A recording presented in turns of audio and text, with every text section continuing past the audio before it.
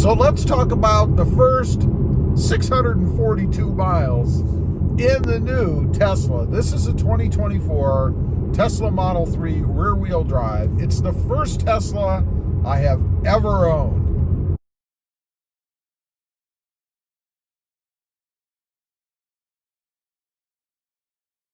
Love this vehicle. Let me say that right off the bat.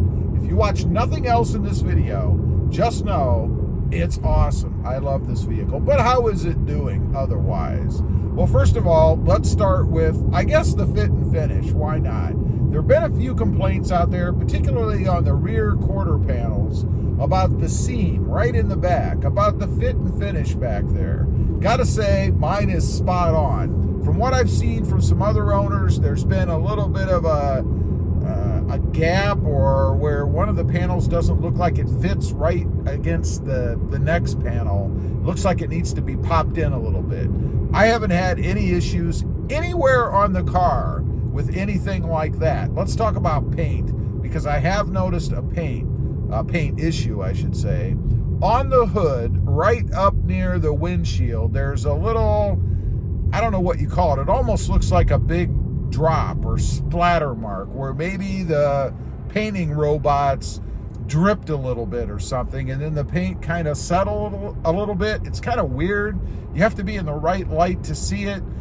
Honestly, it's not something I would do anything about, because I think you run more risk taking the car in and, say, having the hood repainted or something, as opposed to just going with it the way that it is.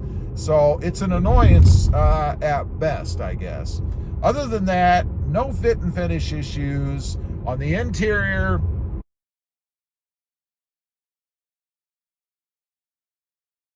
everything seems to be pretty darn good quality to me. A lot of complaints I've heard about the previous generation of the Model 3 had to deal with the interior, and that things seemed to be cheap or didn't fit well, or there were rattles and noises and things. I mean, you guys can hear. We're driving along right now. I can hardly hear the wind outside, and it is a little bit windy here in deep South Texas. So fit and finish wise, the whole car, it is awesome. What about the charging experience? Now, let me say, first of all, I bought this car as a kind of commuter vehicle or errand runner, really. I didn't buy it to do long distance traveling where I would have to stop and recharge, in between where I was going and on the trip back home, things like that. I charge at home. I did have an outlet installed at home so that I could just conveniently plug it in. It's a 220 volt, I believe it was a 50 amp breaker that I had put in. I charged the car at 32 amps. Matter of fact, it kind of defaults to that itself.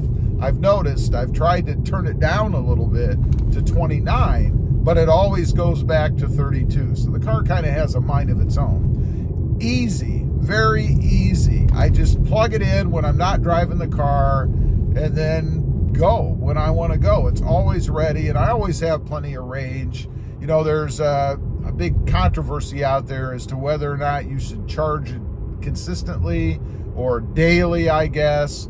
And depends on which model you have and what battery you have. What I have, Tesla recommends that you charge it to 100% at least once a week, or plug it in every day. And that's what I've been doing. So far, battery range has been unaffected, but we only have 642 miles on the car, so I don't expect it to be affected. Battery range, by the way, on this car is 272 miles. Now, let's talk about the big thing, the performance of it, the ride quality of it, just the general experience in the first 642 miles in this new Tesla. It's awesome, as I mentioned. Driving this car, it's like it glides across the road. And part of that is the electric component of it, I guess. When you hit the accelerator, instantaneous takeoff. There's no lag. The car doesn't have to think about what you're doing. It just goes.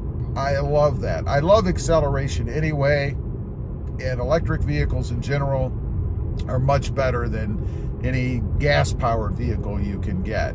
The ride quality, as I mentioned, it's like you're just gliding along. Love that. The regenerative braking, gotta be one of the favorite features of this car for me, not to mention many others, but I love the fact that I really don't ever even have to use the brake pedal. I just let off the accelerator, the regenerative braking kicks in, the car slows down, and I just kind of glide to a stop. And don't think that that means you have to start stopping a mile before you want to stop. It's not like that at all. It's easy to learn the distance you need to start letting off. Like right now, we're slowing down. Well, the light just turned green. So you just go. And I love that too. Once I'm slowing down, or the regenerative braking is taking effect, I guess, if a light turns green or maybe traffic picks up, you just push down harder on the accelerator and go. I love that. It really reminds me, I've mentioned this before, of those old golf carts. You know, the old electric golf carts, you do the same thing. If you let off the accelerator, the brake would kind of kick in and you would stop. Love that about this car. The technology on the inside, you know, I was a little unsure as to this big screen, whether or not I would like that, whether or not it would be intrusive as far as taking up too much space in the car, which is kind of ironic because there's nothing really inside the driver's or passenger compartments in this car. It's very bare bones minimum. You have a steering wheel, you have a screen. That's pretty much it. Everything else is either storage or surfaces. I think it's pretty neat. I like that. I've grown to love this screen. It's nice and big. It's very responsive. Everything that you need to do is right there in front of you. I think they did a really good job with this, and I think the way that it works is spot on. The last thing you would want would be some sort of a screen that when you push the buttons or swipe or whatever, there's a lag or it just doesn't work right. I don't have that problem in this car. They did a fantastic job with it. Overall, I guess 1 out of 10. What would I give this car? I would give this car a 10. I haven't found any issues with it whatsoever, other than maybe that little paint thing in the hood. Otherwise, plenty of storage. Something else I didn't mention, you've got a trunk, you've got a front, or really a hatch in the back. So you're never going to be wanting for storage to put things in this car. One thing I will mention, you really shouldn't haul around a bunch of stuff anyway, because obviously the more weight you make the car have to haul around, the less efficient it's going to be. Leave a comment. Let me know. If you've got a Tesla, particularly a Model 3 or any of the new Teslas, what do you think of it? Is it everything that you thought it was going to be, or do you have any regrets in getting the car? And do you use it for long distance traveling? And what do you think of the charge times and availability of charging stations all throughout the country? Thanks for watching. Stay safe out there. Bye.